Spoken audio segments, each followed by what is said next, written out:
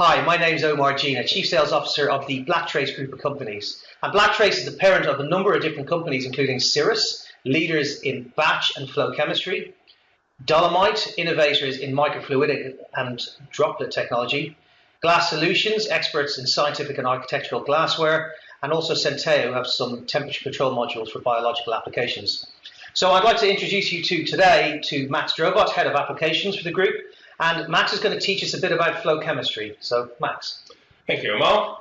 First, very quick word about Syrris. So Syrris is a company based in England, in Cambridge, which design, develop, and manufacture equipment for R&D chemists with a strong focus on automation and ease of use. Our product cover batch chemistry and flow chemistry. So all of us are familiar with batch chemistry. That's how we were taught chemistry, and that's how we're still doing chemistry for most of us. The type of glassware we're using are like round bottom flasks, such as this one for very small scale, or for larger scale, we can go onto jacketed reactor, such as this one. In flow chemistry, we've got a different approach to how you would do your reaction. And instead of using standard reactors, people are using what's called a macroreactor. Those macroreactors can be glass macroreactor, such as this one, with edged channels of about 100 nanometer diameter, or you can also use tube reactors with the length of fluoropolymer or metal tube wrapped around a heat exchanger. Or you can also use glass columns, such as this one, which can be packed with a solid and enables you to handle solids as well as liquids in flow chemistry. So what's happening in those reactors? What is flow chemistry? Well, in flow chemistry, the key thing is everything is continuous. So reagent starting materials and reactants are continuously pumped into a macroreactor where they mix and are exposed to reaction parameters such as temperature. The reaction happens, your product forms, and the product leaves as a continuous stream. So compared to batch, which is a traditional way of doing chemistry, where you load everything in the reactor, then start heating, start mixing, your product form, and then to recover your product, you have to stop everything and do a workup and filter. While in flow, your reagents are continuously pumped and the product leaves as a continuous stream. So it's a continuous process. It's not a start and stop process such as batch. Reaction parameters for batch are typically temperature, mixing, reaction time, and concentration. In flow chemistry, key reaction parameters are very similar, but with a slight difference. So instead of reaction time, people are talking about residence time. Instead of concentration, people are more interested in molarity ratios. And temperature is still very important. Mixing, as we're going to see in the next few slides, is not as critical, and instead people prefer to focus on pressure. So let's talk about the key reaction parameters in a bit more detail, starting with the residence time. So what is residence time? Residence time is how long every fraction of your reaction mixture spent in the microreactor, from the point where it's mixed and exposed to the reaction conditions up to the point where it leaves the microreactor. The formula to calculate it is given by the volume of the reactor divided by the flow rate. And already that formula enables us to see that there are two ways of controlling the residence time in your flow chemistry experiment. The first one, the obvious one, is to change the size of your reactor. So you can do a reaction on a small scale like this one, and then if you want to increase the residence time, then you can increase the volume of your reactor and move on to a tube reactor such as this one with a volume 4 times, 16 times bigger, and your residence time will increase accordingly. The second way of controlling the residence time is by changing the flow rate. And for that, you need a very accurate and smooth pump, such as a Syrris Asia pump. If you increase the flow rate, then your residence time will diminish. If you slow down the flow rate, then your residence time will increase.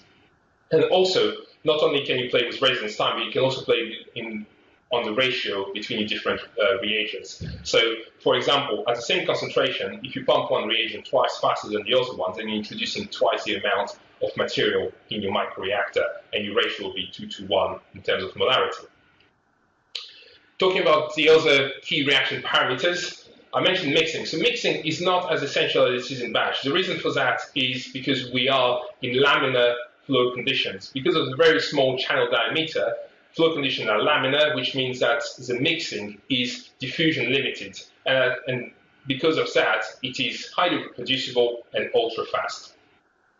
Another key parameter is temperature. So again, because of the very small volume of internal solutions, you've got a high surface to area ratio, and the heat can be brought very quickly into your reaction and can be dispersed very quickly as well. So you've got a high heat transfer, and because of that, the temperature control is usually much better than what you have in batch. The final one is pressure. So I mentioned that people like to pressurize the flow reactors, and the first reason why they want to do that is because it's very easy to do. The reactor volume is so small that there's no really risk in pressurizing it and compared to batch.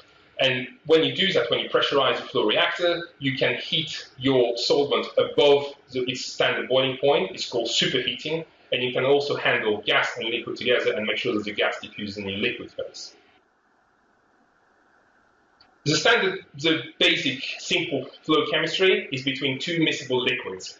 You can also have heterogeneous flow chemistry using solid and liquid. By example, by using the column that I showed earlier on, if you pack that with a solid reagent and flow a liquid reagent through that, then you have a heterogeneous experiment.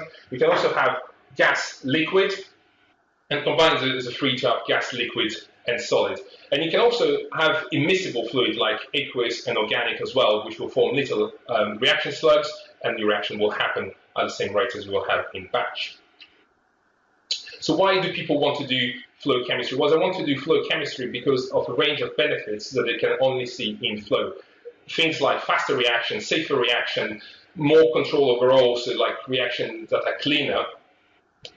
You can also do very fast reaction optimization. Once one of your experiments has left the microreactor, then it only sees solvent, it's clean, and the next experiment can start. So it can scan a wide range of reaction conditions very quickly. And things like integration of analytical device or workup are very easy to achieve as well.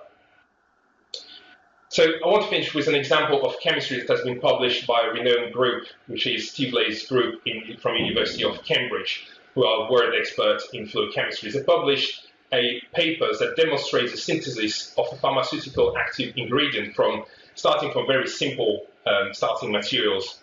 The full process is done in 7 steps, and it's all in one continuous process. There's no workup in between, no stopping in between. And they exploit all the benefits of flow chemistry. Superheat dichloromethane to 80 degrees, use gas, liquid, and solid. All these in one continuous process.